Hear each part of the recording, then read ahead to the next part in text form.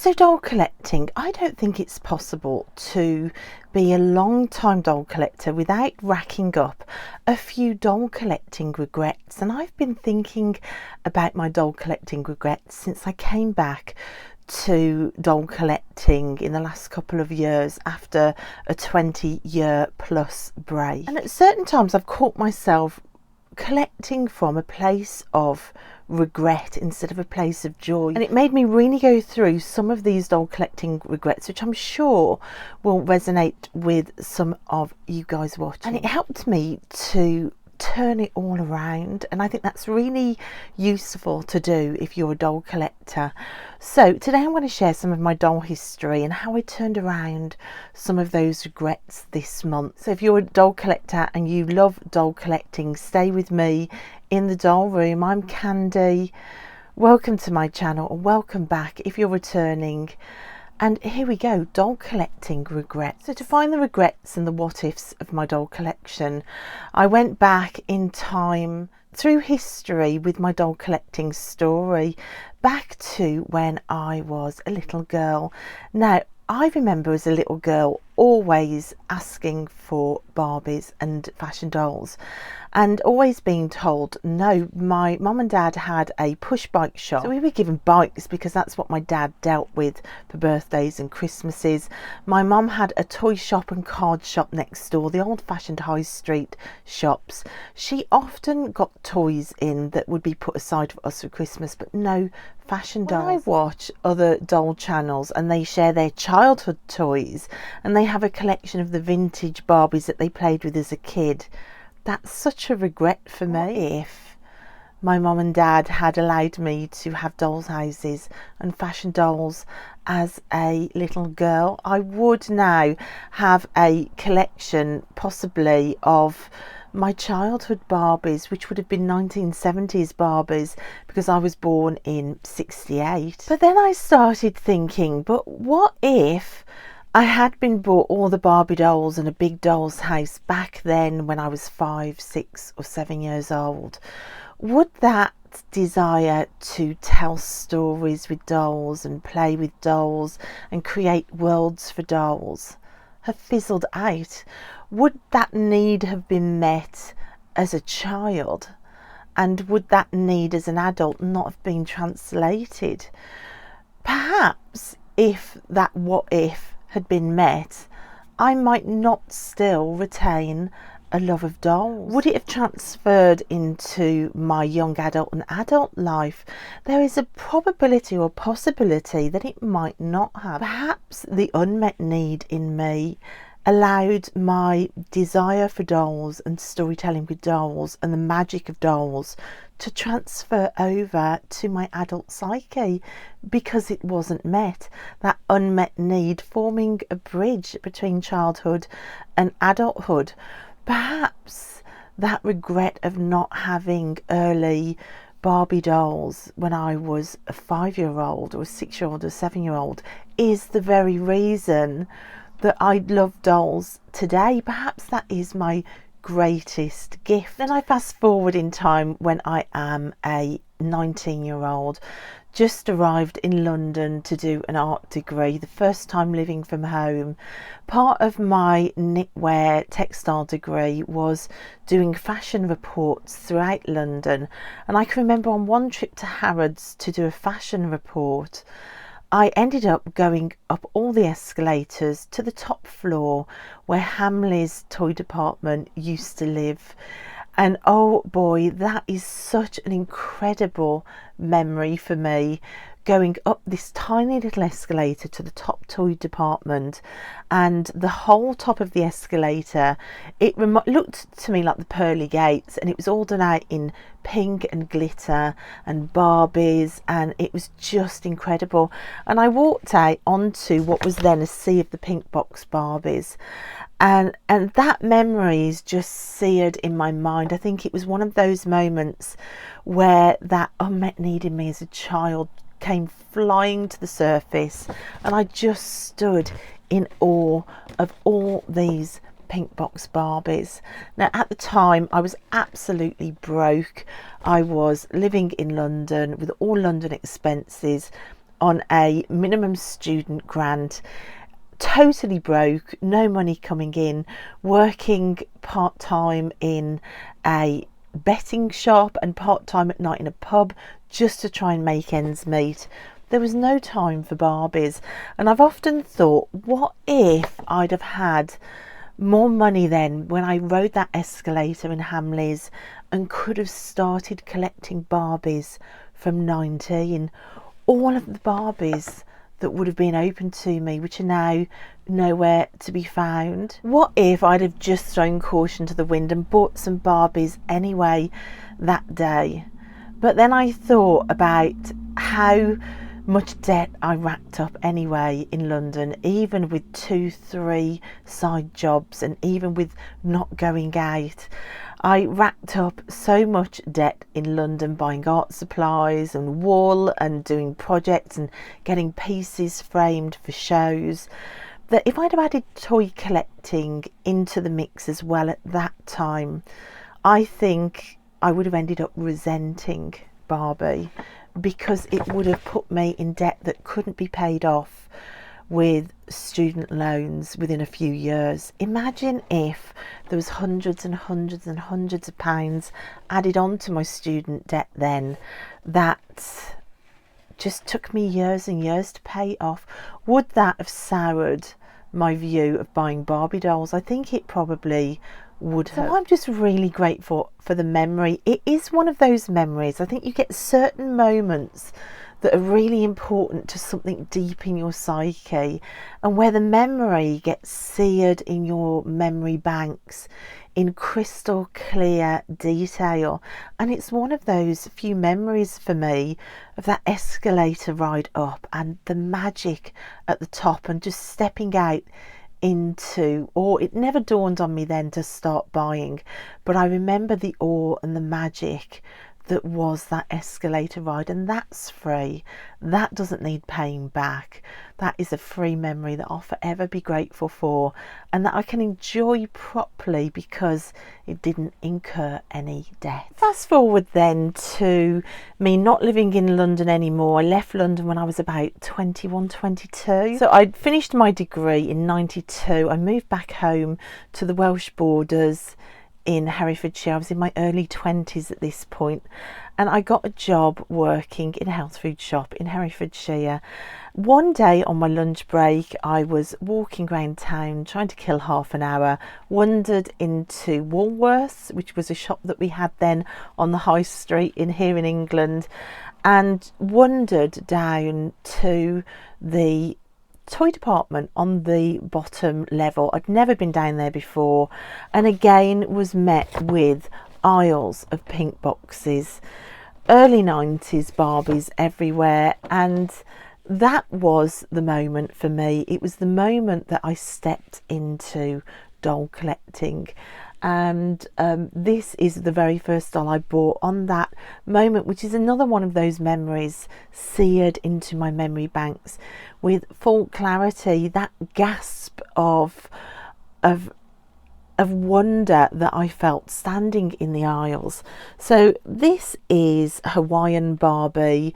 She does come up in other areas, I think possibly in the States as Tropical Splash Barbie. Here she was Hawaiian Barbie. I absolutely adored her. She was the first Barbie I bought. I wanted them all, but I've often thought, what if I'd have wandered into a Woolworths a few years earlier, even half a decade earlier? I would have managed to have got the end of the 80s Barbies, so the rock star Barbies, all of that line, all the Western Barbies. And I've often regretted that, because some of the 80s Barbies are some of my absolute favourite, but I wasn't quite collecting then. So I often think, oh my gosh, I wish I'd have wandered into Woolworths slightly earlier than I did. What a regret. But this is a really easy regret to turn around. I could be saying, what if I'd never wandered down that staircase in Woolworths that day, ever? I still don't know what made me go down that staircase. There was things for the kitchen and toys.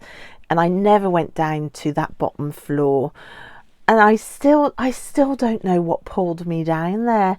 I could never have gone down to that bottom floor in Woolworths ever. And would I have had that moment at that time where I had income? I had nobody telling me no. It was just perfect timing to start buying a few Barbie dolls.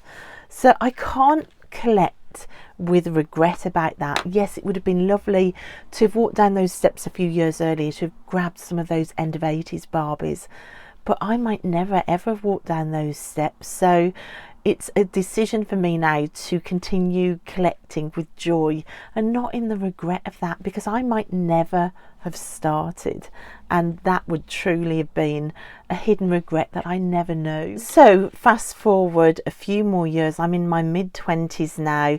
I met a man in Birmingham. I ended up moving in with him, and I lived with him for 10 years. In fact, was it 10 or 12 years?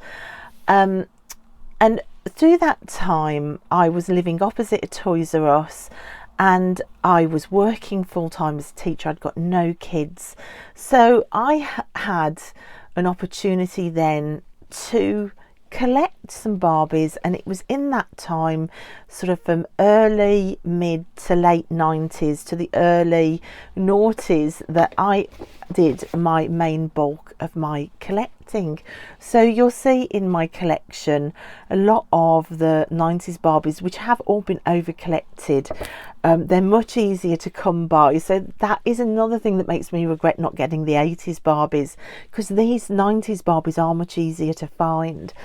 But it was the time when I absolutely loved it. So I was working as a teacher. However, little did I know at the time, it's only in hindsight that I found out that the guy I was living with was very financially manipulative and had lied about all of the expenditures around the flat we were living in, and I was basically handing over 80 to 90% of my money to him for non-existent bills.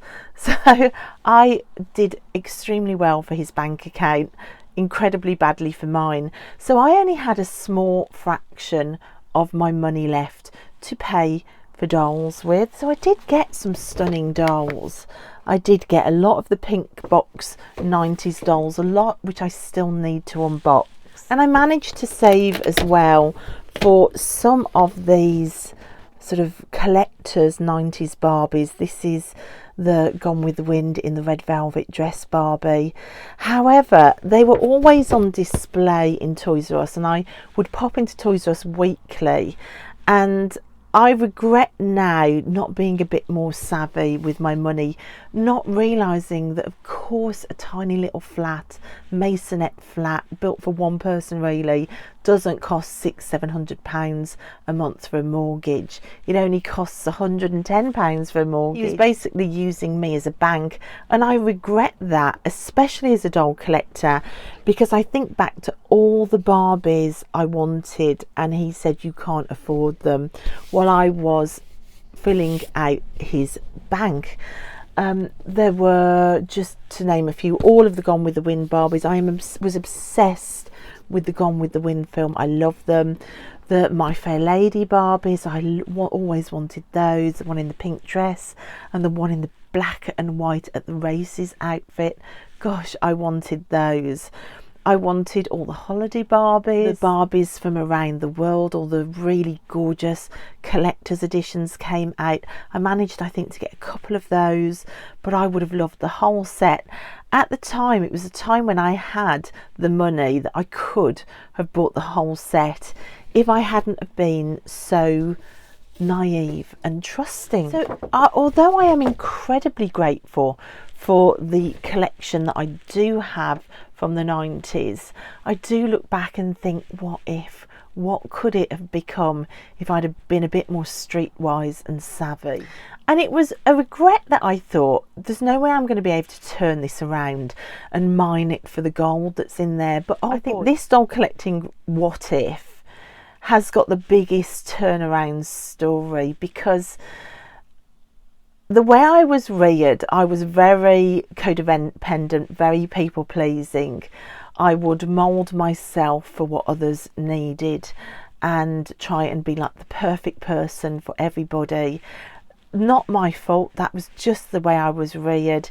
It was instilled in me very early on from a narcissistic mother, and there is no way I could have entered adulthood relationships without being that person. I had incredibly difficult lessons to learn in order to change and to value myself and to build enough boundaries to begin to question people, to begin to question people's motives and to put me first. And that relationship and that 12-year siphoning off of my money was the only way I think that somebody like me would have learnt that lesson. It would have had to have been really extreme for me to learn that lesson. It was only when I walked out one night and moved in with my brother, who was an accountant. He could not understand where all my money had gone. And when I told him what I'd been paying in bills to my ex-partner, he couldn't believe it, and he found all the paperwork, and I realised that he'd probably been banking about £800 a month from me over 12 years. So it was an incredibly difficult, shocking lesson to learn.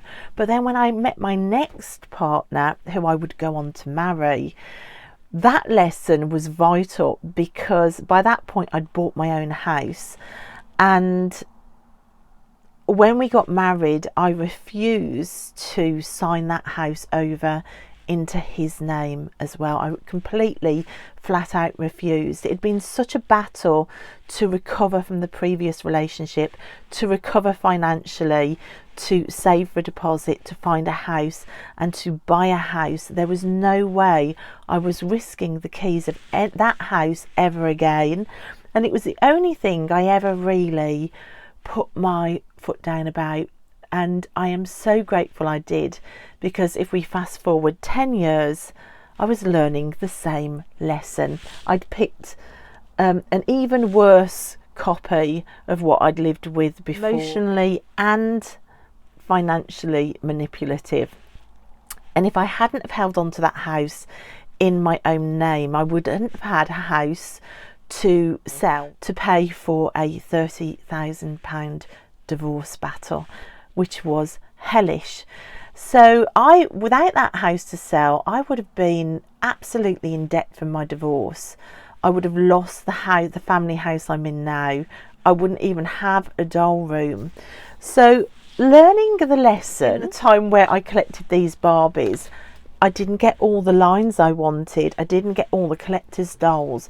But it taught me the lesson to be savvy, to not hand things over, to be a bit more careful and to value something financially that I'd fought for, which in turn ricocheted into the present and is the sole reason I managed to hold on to the family home, which has space in it for a doll room.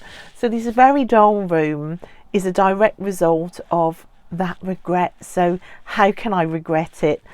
I can't regret it, and I don't regret it. So my doll what if and my doll regret number 5 is another big one. It's to do with looking back, misplaced loyalty. So I collected all the way through the 90s, completely obsessed with Barbie and just so in love with all that this brand had to offer. I was Mattel's biggest fan. By the time the noughties hit, doll collectors who collect Barbie already had sort of generation girls. We had new face sculpts coming in, which were already challenging us. But then, of course, the Bratz line hit, didn't it? This turned the doll collecting world upside down at the beginning of the 2000s. I only have one Bratz in my collection. This is hoverboard Chloe. I think she's one of the reproductions. I found her hoverboard in a bag for £2 in a charity shop, and the helmet. And then because I'd found the hoverboard, I tracked down the doll second hand. And I only have the one Bratz, and to be honest, I can't believe that I even have one Bratz, because if you were a doll collector my age and a Barbie collector through the 90s, it was such an emotional shock. Not only did we have the change in face mould happening, but we had Bratz come on the shelf. Looking back, I loved the Bratz dolls, but I made a decision not to buy them because of the battle between Mattel and MGA. I made a conscious decision to not buy them. So there's a doll collecting regret. I could have had all the original Bratz if only I'd have gone with my heart rather than misplaced loyalty. And I'm talking about brand loyalty here, because I watched the Bratz lines coming in and with regret didn't buy any, thinking that I was being a good Barbie collector supporting Mattel, only to then have Mattel bring out my scene. And it felt like a slap in the face from the brand to the loyal doll collector, which I considered myself, because my scene was brought out to be direct competition to the Bratz line, and I just felt like even Mattel couldn't stay loyal to Barbie. I'd got at the time shelves and boxes of this girl, and all of a sudden the Barbie on my shelf, and this is a Barbie and not a Kennedy, didn't look like Barbie anymore. Even Mattel had sold out, and I was so cross, and I know I'm not the only one. It was a real emotional kick for the Barbie collector, the My Scene line. And again, just like Bratz, I loved them, but I felt so stung that the Barbie face had changed that I downed tools in my doll collecting. I think it was the first moment that collectors lost their naivety to brand loyalty. It made me realise that brands really don't give a stuff about loyalty with the collector. They only give a stuff about sales and money and the bottom line, what's selling, what isn't. So it felt like an absolute kick, and that is the point that I stopped collecting. I downed tools, I didn't want to collect anymore, and I just didn't want to look, didn't want to know what was going on. Massive regret. I could have got all the early Bratz, I could have got all the early My Scene, and of course the traditional face Barbie was still being reproduced alongside the Bratz. We'd got Generation Girl Barbie as well, which I think was slightly different face mould again, but the days of this face had gone, and I couldn't continue with the brand, and that's when I stopped collecting. I've always said that's my biggest doll collecting regret of all time. So I had to turn around this one. I had carried on collecting all of the different lines, My Scene and Bratz and Barbie. I don't think I would have been able to have afforded my first house, having left the guy that first relationship. This was the era, it was in the 2000s, early 2000s, that I left that relationship. I was saving for my first house, the house I ended up selling to fund my divorce. Would I have been able to buy that house and everything that went with it? Probably not. So in a way, I am grateful that the collecting did stop when I was really in a period of transition in my life, so I can't regret it. And also moving forward, it's taught me that brand loyalty is really foolish in a way. I think it's lovely to have like a love for a doll, but not to close off other lines from your head. It was a hard lesson learned. So when I came back, I wanted to buy some mycene because really I really did want the mycene when they came out. It was stubbornness that stopped me getting them. I even bought one Bratz just to try and heal that emotional wound. And then it did open me up to buying lines like Monster High and Rainbow High and Shadow High. I kind of dropped the brand loyalty and just went with what dolls do I love. It was more about what I love rather than codependently supporting a brand. It was another lesson in not people pleasing. I want to please myself with my dolls, not this imaginary brand that's holding my hand on the journey, because at the end of the day they're not. We're fast forwarding now. I'm now a mom. I am now living in a new home with 3 kids, quite a toxic relationship. All my dolls have been thrown in the loft. My finances have been taken away from me once more. I do think, what if I'd have held on to my finances in marriage more and continued to collect dolls? And there was one point that I very, very nearly came back to collecting dolls, and it was Ever After High. I was not looking at doll shelves anymore. I was an exhausted mum with a special needs child, no sleep, no support, and the only reason I saw Ever After High was going down to a local cheap shop in town. I think it might have been B&M or a shop similar to B&M in about 2007 and seeing Ever After High on the shelf. And I bought 2 for my daughter for her birthday. Let me show you which ones I bought. So these are the 2 Ever After High dolls that I bought for my daughter. Is it the Homecoming doll, and then there's the one that looks like Alice in Wonderland, and I loved them, and I loved them so much. I bought 2 for myself. They were reduced, they were clearance lines, and it reminded me that I'm a doll collector and I love dolls. So I brought them home very excitedly. My then husband, as with anything, demanded to know what I'd been spending money on, because I didn't have access to the money. I'd had to ask for birthday present money. When he realised that I'd bought 2 in box for myself, let's just say it wasn't met with encouragement. It was met with the attitude that made me feel ridiculous and small and apologetic for weeks on end, and punished again financially. All financial resources taken away from me. These got thrown in the loft in disgust along with all my other collections, and I forgot about them. When I rediscovered my doll collection a couple of years ago, I'd even forgotten that I'd bought those. When I found them, it took me a while of sieving through trauma to even remember why I'd got them and how they'd come into my possession.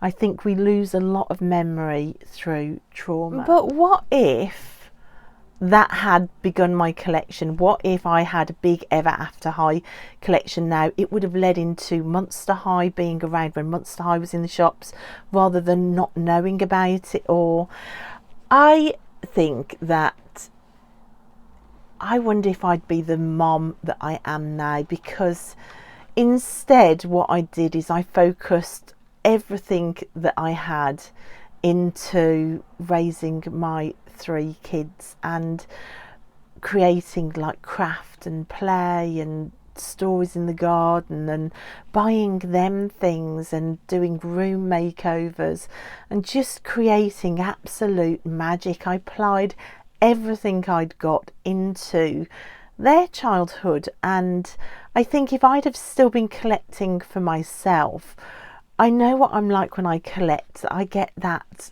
consumerist frenzy of wanting to know what's on the shelves, wanting to get the next doll in. It's something that I really have to guard against. Would I have been able to have parented like I did whilst still collecting? Possibly not. I am very extreme. I am a true Sagittarius soul. It's all or nothing with me, and I can never ever regret the energy and the love and the magic that I applied into my children's childhood. So I'm really grateful for the 2 Ever After High dolls. Even though the door still remains shut there, I can't regret that. And then my final regret is, what if I'd remembered my dolls in the attic sooner than I did? The thing that prompted me to even remember them, like I say, a lot of memory gets lost in trauma. I had totally forgotten who I was, who I used to be, what I liked, what I used to like. I had totally forgotten that Barbie or dolls was ever a part of my life, until one day on YouTube a friend uploaded a video showing her doll collection, and the whole memory and history of my doll collecting came flooding back through previously closed memory doors. It was only at that point, a couple of years ago, that I went into the loft searching for bin bags full of dolls, and it was joyous. But what if I'd have remembered sooner? What if I'd remembered in the 6, 7, 8 years between my divorce finalising and now? What if I'd remembered sooner? But do you know what? I think that I needed, though, this past decade to heal those big lessons that I had to learn, that came mostly for me via relationships. There was so much healing to be done. My divorce was the second time I'd learnt the lesson about handing my life over, my finances over, my emotional health over to the keeping of somebody who is manipulative with ill intent. It was the second time I'd learnt that lesson, and there was so much healing to be done after that. I think if I'd just started collecting immediately after my divorce and had remembered my dolls immediately after divorce, I would have restarted collecting in a sea and an ocean of regret. I would not have been healed enough to enjoy it like I do now. If I'd have remembered my doll collection 10 years earlier, just as my divorce finalised, I still wouldn't have been in the space where I would have allowed myself even the spare tiny bedroom as a doll room. I was still not a priority in my own life then. It took years to realise that I am allowed to be a priority in my own story. And I think now I have no guilt about having a doll room. I have no guilt about buying a new doll. I have no guilt about claiming my own space. Even though I own it and I paid for it and I decorate it, it would still have come so swamped in the guilt that had been placed on me through my lifetime that I would never have been able to have enjoyed it.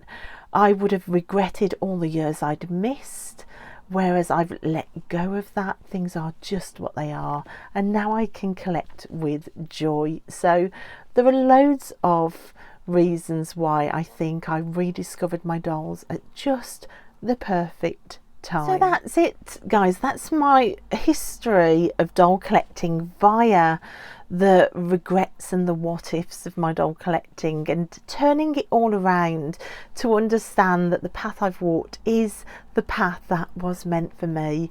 It's allowing me now to collect with joy and not from a space of regret. It's made me realise that financial constraints change over time, and that's okay. Or our focus needs to change over time.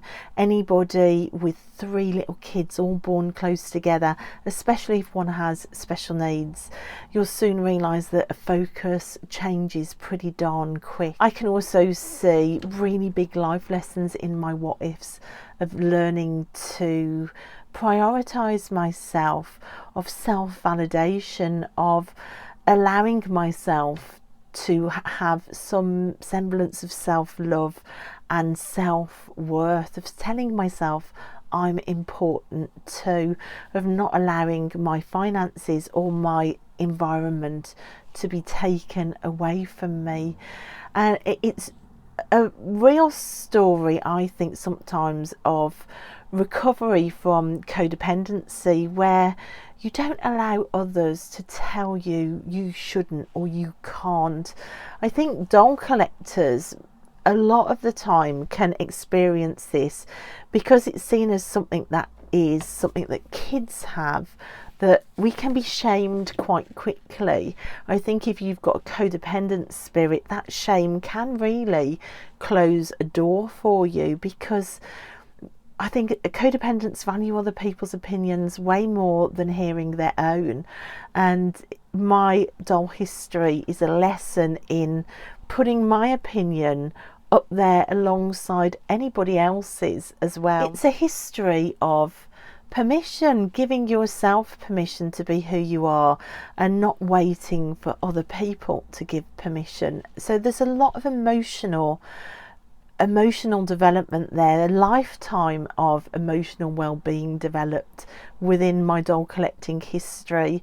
I think the periods of time where I was stopped from collecting, those were vital for me to learn some of the hardest lessons that my life has offered up, and yet they were lessons that I could have only learnt in that desolate way and in an extreme way. I am not the type that learns lessons gently. It has to get really bad before I will pay attention.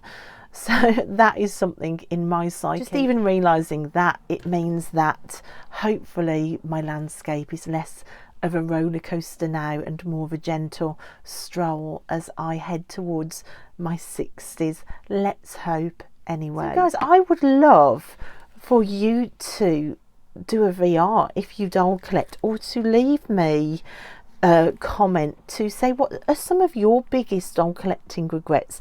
If you do what I do and look back through your doll collecting history, can you pinpoint the moments of what if I'd have just done that, what if I'd have just not allowed that, and can you turn your what ifs around?